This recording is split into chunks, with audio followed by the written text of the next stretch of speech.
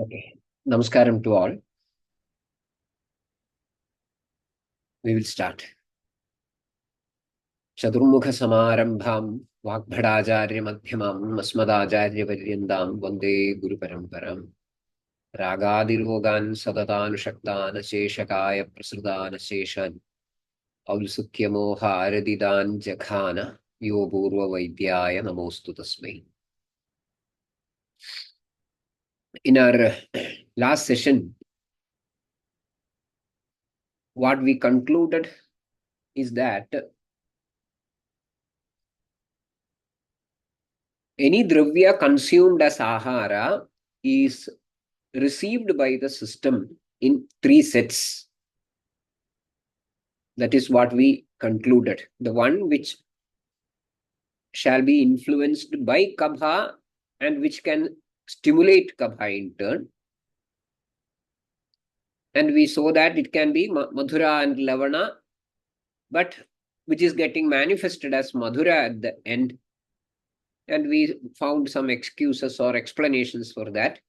Similarly, one which shall be influenced by pitta and one which can stimulate pitta, which is manifesting as amla, and the one which shall be influenced by vada and which can stimulate vada in turn, kadu, tikta, kashaya, and which is manifested as kadu only. There also we saw some explanations. Now, there is a question. What is that question? We saw that only madhura, amla, and kadu are manifested. So, the question is, does it mean that lavana, tikta, and kashaya rasas do not reach the system at all? That is the question. You say something about madhura, amla, and kadu, okay. What about lavana, tikta, and kashaya? Does it mean that they do not reach the system at all? The answer is yes, they do not reach the system at all. But there is a disclaimer. What is that disclaimer?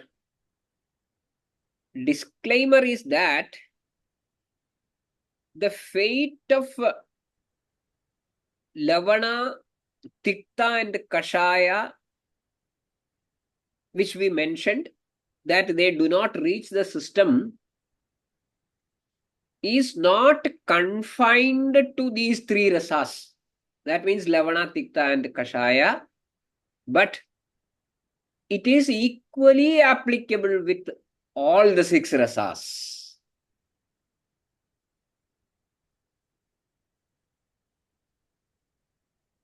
None of these 6 rasas reach the system as such. I can understand the sort of controversy that is growing up. We say that all dravyas ingested reach the system in 3 forms, and we called them as madhura, amla, and kadu, and now we say that no rasas reach the system at all.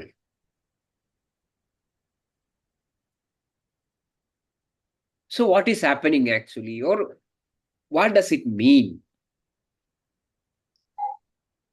What reaches the system is 5 bhutas. What reaches the system is 5 bhutas. The sensory qualities of dravyas like rasa, gandha, sparsha, rupa, all those things these sensory qualities of the dravyas are not at all relevant at this point of reference. They are relevant in a different domain. When we are talking about Pancha Panchaka, okay, for example, that is from Indriyartha to Indriya Buddhi, they are relevant.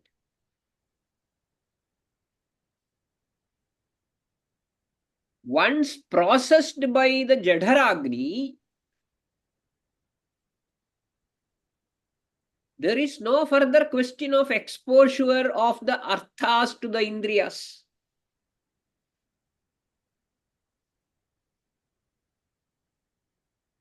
There is no Rasanendriyam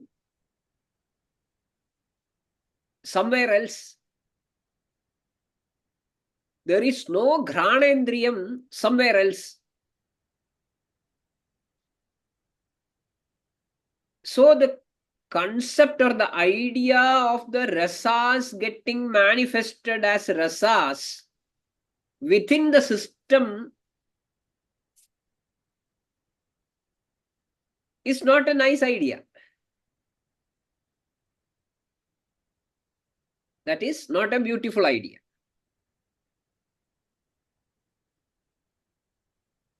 Having said this, I can smell another question popping up. What is that?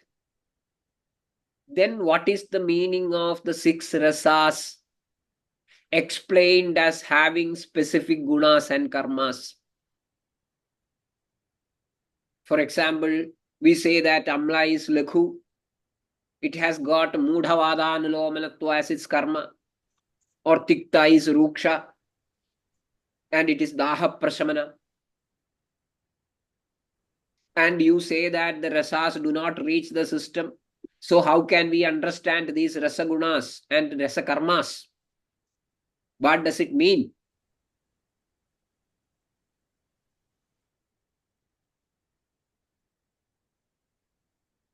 How can we understand this concept? That is the question which is slowly coming up. See, rasas are properties of dravyas. They are not independent entities.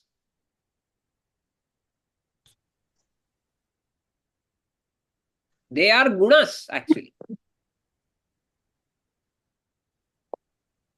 A guna cannot own another guna. So rasa cannot own any property. It is the dravya which owns them. So what is told as rasagunas are actually dravya gunas. And rasakarmas are dravya karmas. I find many mics unmuted. Please mute it.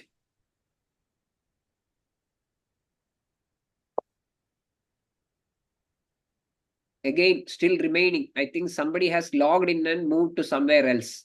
Please mute the mic. Respect others.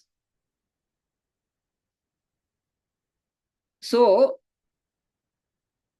it is the dravya which owns the gunas. And which is told as rasagunas are actually dravya gunas. Rasakarmas are dravya karmas. Vagbhada explains this concept as sahacharyopachara. So, the idea that rasas reach the system as such and manifest as rasa, perceived as rasa, is not a valid one.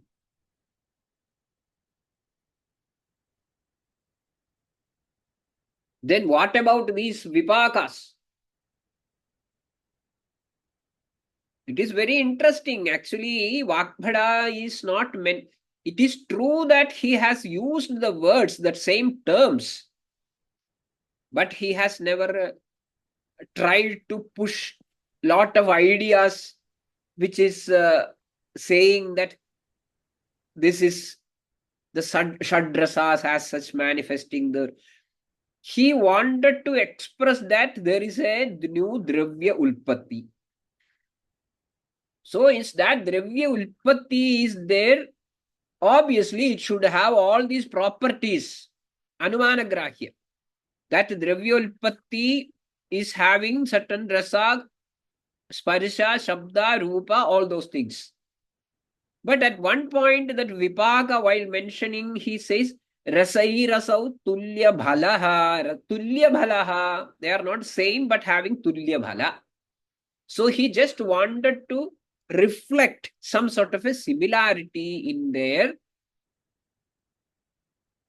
constitution, their nature, their swabhava. That is in terms of the Bhuta predominance. Vipaga is the principle which reflects the exclusive characteristics of the Dravya formed newly after the Jadharagni.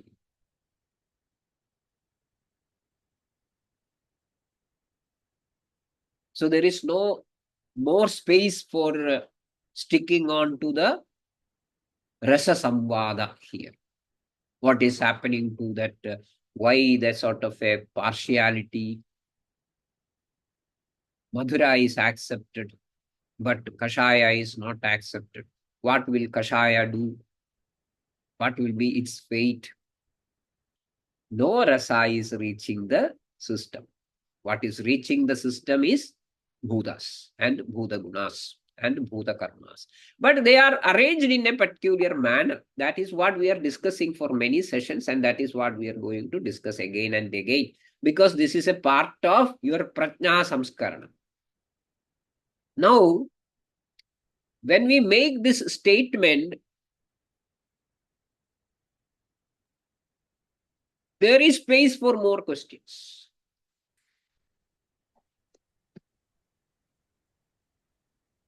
Sometimes some questions are very difficult to answer,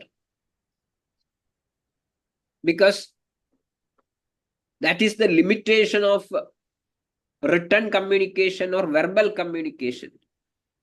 Certain things are to be known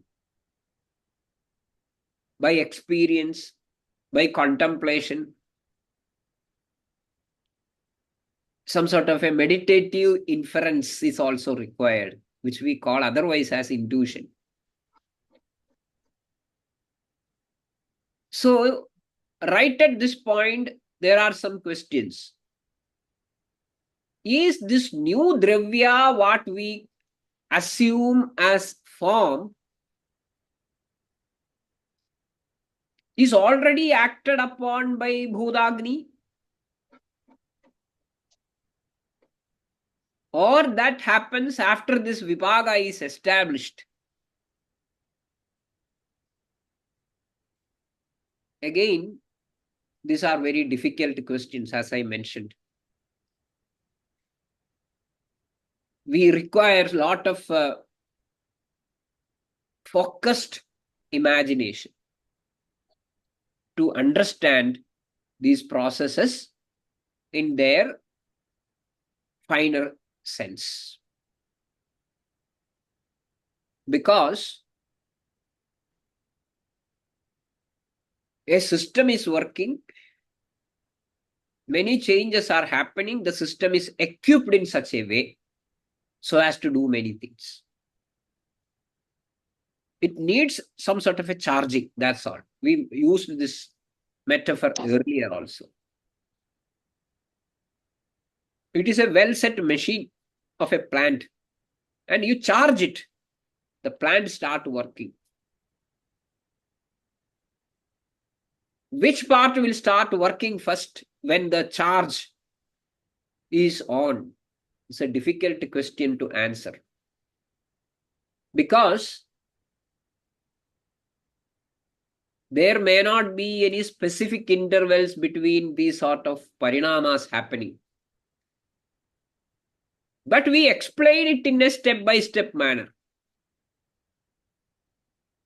Its purpose is easy explanation and easy understanding. But never think that these are happening in a linear manner, one after the other, one after the other.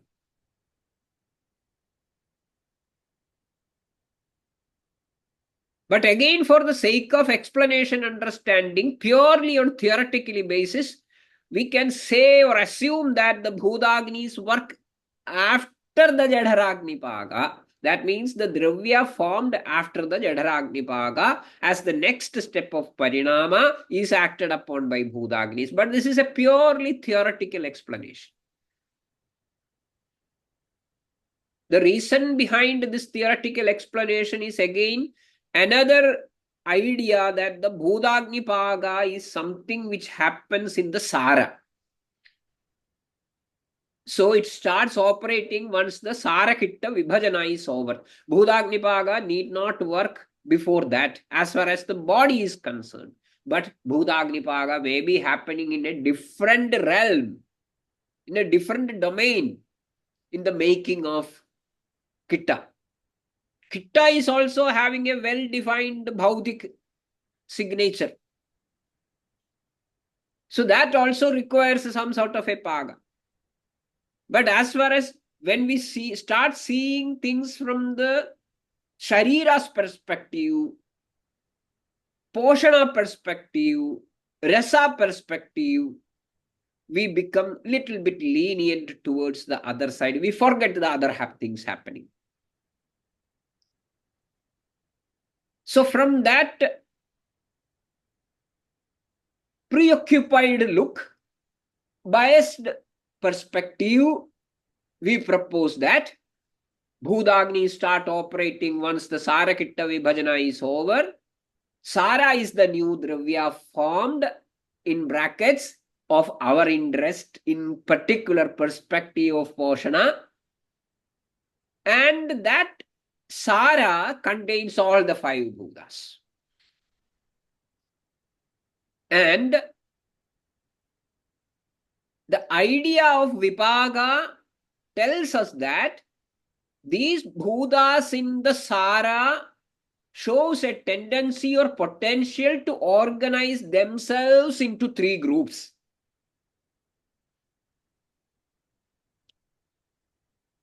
Then what is the role of Bhudagnis? If in the Sara itself they tend to get organized into 3 groups, what is the role of Bhudagnis? It is true that they tend to get organized into 3 groups, but preliminarily they should get their own identity is established. If they remain sort of an undifferentiated, there is no question of forming leagues within themselves.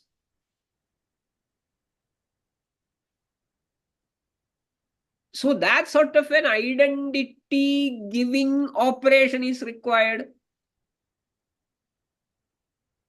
For that, some sort of a recruitment is required. Then only the teams can be formed. But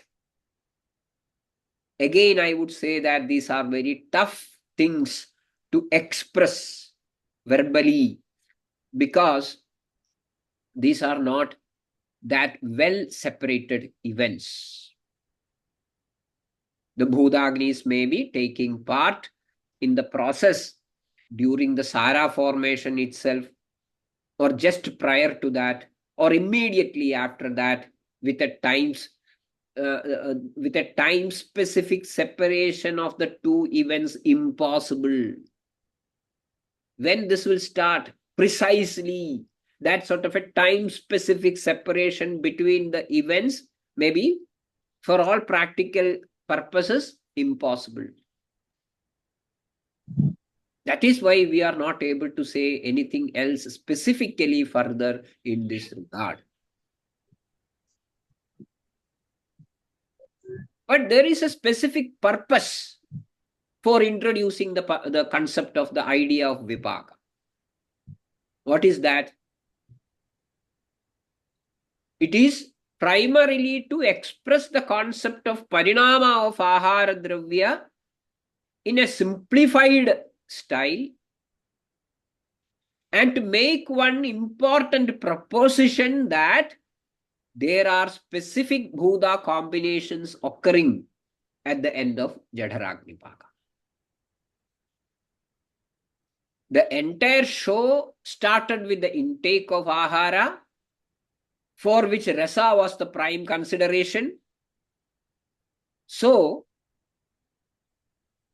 sequentially moving forward, it is easier to visualize that the process ends with the same idea of rasa. So that is easier for all categories of learners, Trivitha, to catch up with the idea. So that may be the notion, the intention behind naming the three vipakas by the names of three rasas.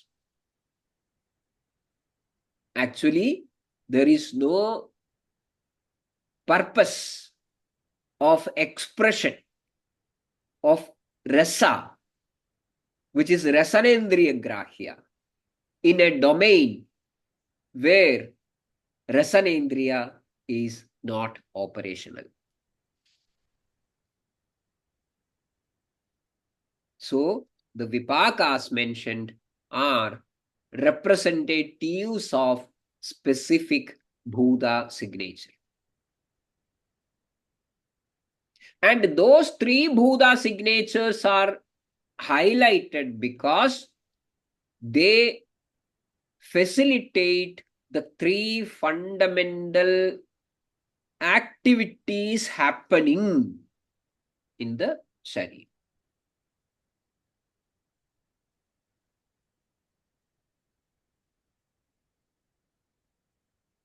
So we find here that the bhutas organized into three sets. Again, we can ask questions. What makes them organized like this? And what prompts these sets to continue like that?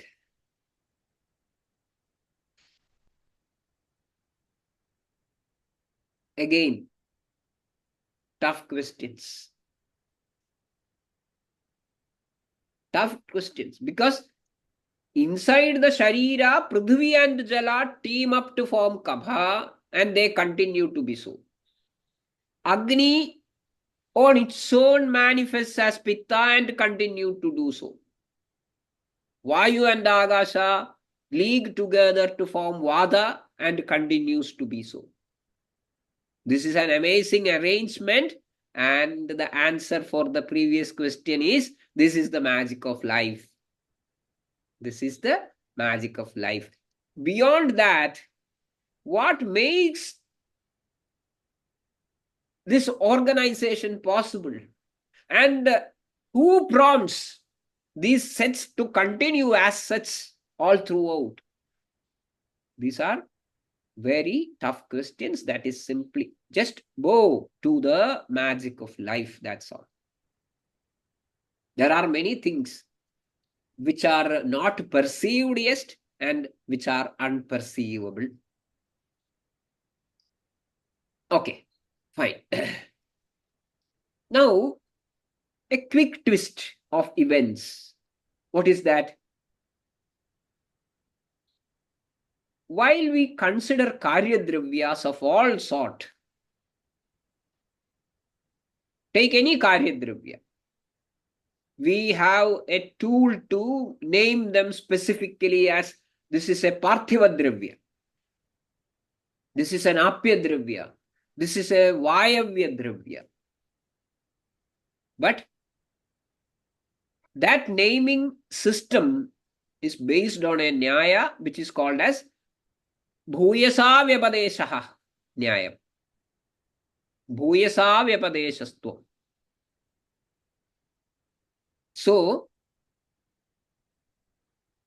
when we say Parthiva, it just dominance, it reflects the dominance. Bhuyasa Vyapadeshaha. All Karyadravyas are results of Bhuda Sankhada, binding together of all the Bhudas, and hence every Dravya contains all the Bhudas. Every Dravya contains all the Bhudas. So, I make an imaginary question. What is that question? Can this be the case with Tridoshas? Can this be the case with Tridoshas? I'll make the question clearer. Does the dosha Vayu have all the 5 Bhudas in it? Does the Vayu have Prithvi, Jala and Agni in it?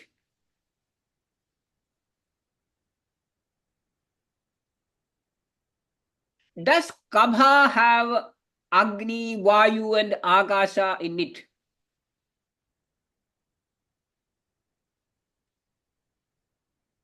Does Pitta have Prithvi, Jala, Vayu and Akasha in it?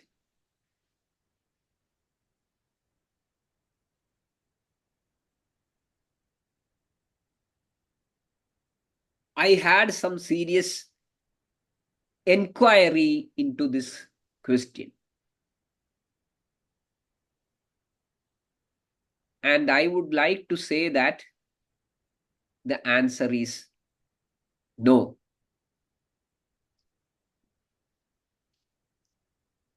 Answer is no to all these 3 questions. Means Vayu does not have Prithvi, Jala and Agni in it. Kabha does not have Agni, Vayu and Akasha in it. And Pitta does not have Prithvi, Jala, Vayu and Akasha in it. I don't find a chance. I do remember and respect Vakbhada's comment about Pachaka Pitta, at least one particular point, that Panjabhudatmagam Pachaka Pitta is Panjabhudatmagatve Biyattaijasa Gunodayad Tyaktadravatvam. But still, with due respect and bowing my head again and again to the great wisdom that he presented, I find it very difficult to assimilate that idea that each dosha is Panjabhutatmaka. Why? That will be a nice question to conclude one session with. I think we will come to that idea or discuss it deeper, because this is going to be again a very finer understanding of the idea of Tridoshas, idea of Sharira, and the big statement. What is that? Doshadhadu malamulam sada dehasya. So with that, I think we conclude here. Please look into these questions. Please look into these possibilities. And either send me personal messages or send your ideas in the group, so that we can have a beautiful discussion on this point in our next session. There is one question. Then in Pitta, how Dravatva and Snigdhatva? Yes, these are the points. What these are the ideas which are contradictory, which are conflicting. But that doesn't matter. We will discuss all these things. So please burn your brains on these points, and we will sit together next week. Thank you very much. Bhishajam sadhu vrittanam bhadramagamashalinam abhyasta karmanam bhadram bhadrabhilashanam. Thank you very much.